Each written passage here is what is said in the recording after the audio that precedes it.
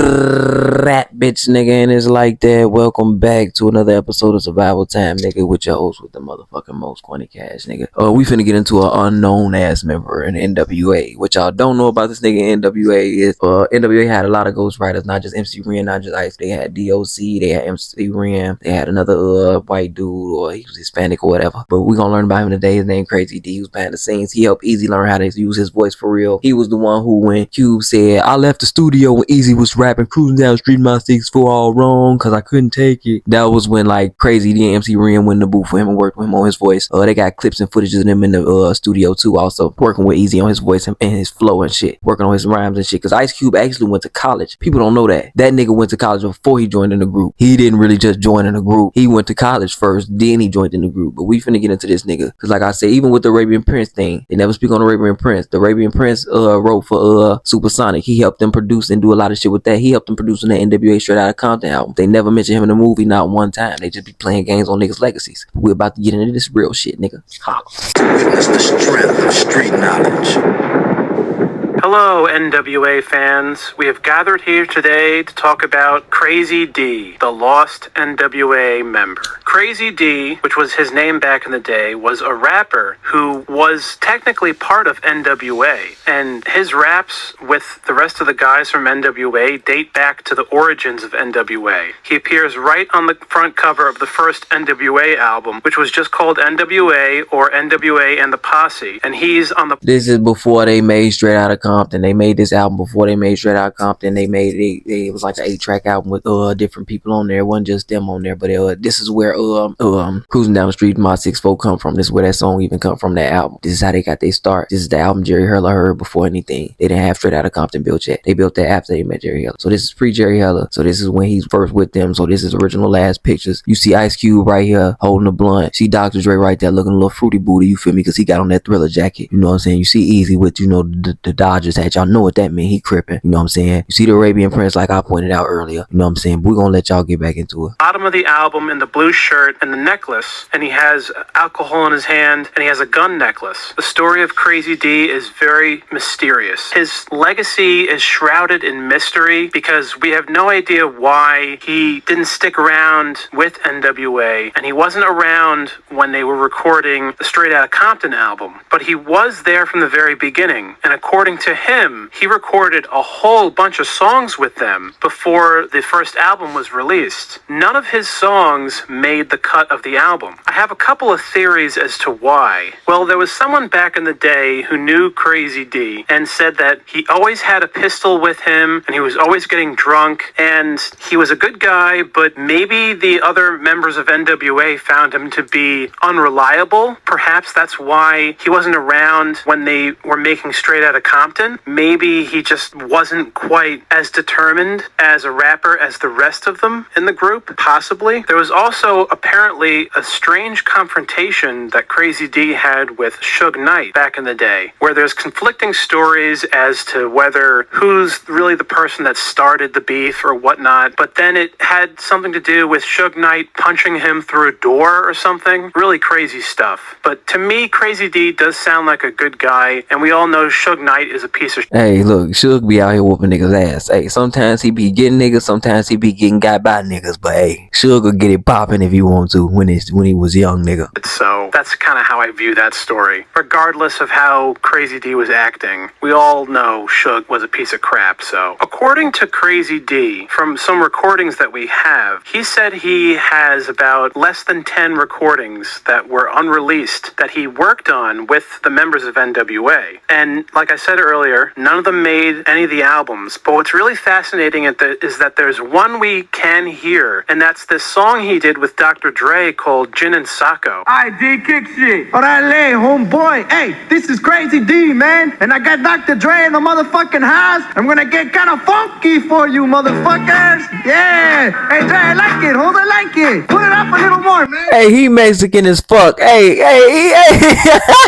Hey, this nigga remind me of the nigga from Next Friday, G. That's probably who he got that damn character from. Hey, that nigga really talking like that, bro. Hey, this funny as hell, but Gin and Sacco kind of like gin and juice, G. I wonder how the hook finna go. I can't hear it. Yo, Gin and Sacco. Yeah, that's the shit. Gin and Sacco. Yeah, that's the shit. Gene Saco. Yeah, that's the shit. Gene Saco. Yeah, that's the shit. I ain't gonna lie, this sound like some Uncle Luke shit. Hey, this sound like some Miami ass shit. Hey, they funny as fuck for making this damn song. Hey.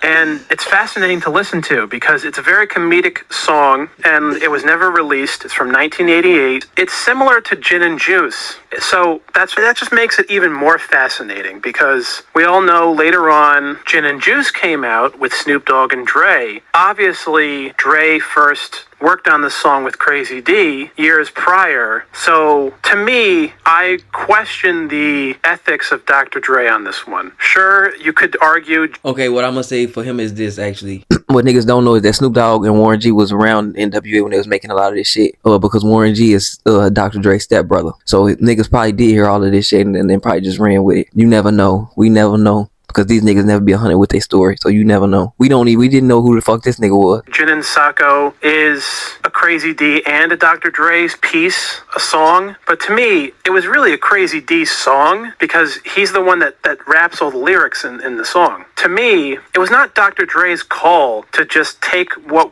they worked on together and not acknowledge Krazy D at all, and then just make a brand new song with the original stuff from the original version. To me, that's really not Dr. Dre's call to do, but that's what he did. And I don't know how I feel about that. I don't like that. It seems disrespectful to Krazy D. I really don't know what happened. I mean, none of us know what happened. It was never revealed as to what happened to Krazy D in terms of him leaving the group, but he was definitely there according to him from the very beginning. According to Krazy D, he was around before Yella and MC Ren. So yes, looking at some old photographs and using just theorizing here, I think the original members of N.W.A, the very beginning of it was Cube, Easy, Dre, Arabian Prince, and Krazy D. Then MC Ren and Yella came in afterwards, and then Krazy D was still around. Yeah, MC Ren and them came later because Easy brought Ren around and Dre brought Yella around. Dre and Yella was in a group together prior to all of that, so that's why he brought him around. And Kelly Projects is where the fuck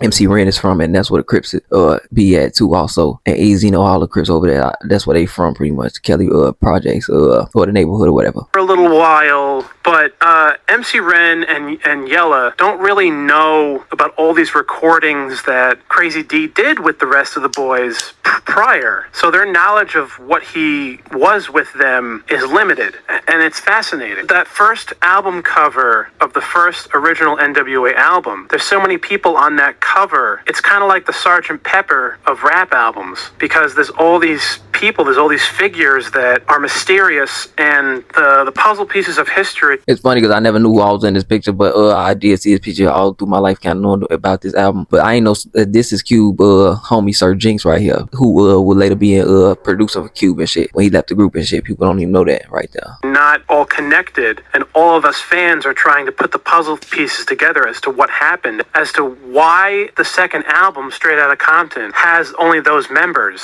What happened to all the other members of N.W.A prior? I already made a video about the Arabian Prince being an original member, and now we have Krazy D, who is even more obscure and interesting because none of his songs ever made it to any of the albums. And Arabian Prince was on Straight Outta Compton. He's right on the front cover, and he had 2 songs on that album too. So going back to my first theory as to why Krazy D wasn't around when they were recording the Straight Outta Compton album, to elaborate more on my first point, I was saying earlier that maybe they didn't find him to be reliable, and he was a little too much of a hothead, and he wasn't as organized possibly as the rest of them. But on top of that, to me, that first N.W.A album, it's not a serious album. It really is not like the Straight Outta Compton album. To me, the early N.W.A stuff, it's like them just basically fooling around with a little bit of serious lyrics in there. It was like the early years where they were just experimenting and seeing what can work, and they were They got it behind the music music about shit like this. They actually did do that. Like they was pretty much